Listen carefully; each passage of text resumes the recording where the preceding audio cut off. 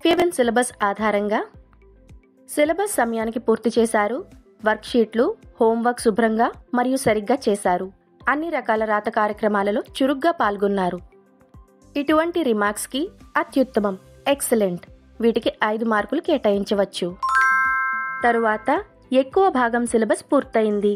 రాత పని శుభ్రంగా ఉంది. కొద్దిగా సవరణ అవసరం. మంచి భాగస్వామ్యం.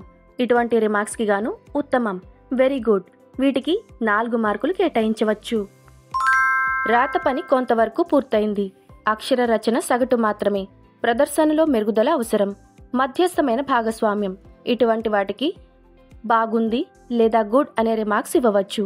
వీటికి 3 మార్కులు కేటాయించవచ్చు. సగం కంటే తక్కువ పని పూర్తయింది. అస్తవ్యస్తమైన అక్షర రచన. రాత కార్యక్రమాలలో తక్కువ ఆసక్తి. ఇటువంటి వాటికి ఆశాజనకం, సాటిస్ఫాక్టరీ, వీటికి 2 మార్కులు కేటాయించవచ్చు. చాలా తక్కువ రాత పని పూర్తయింది.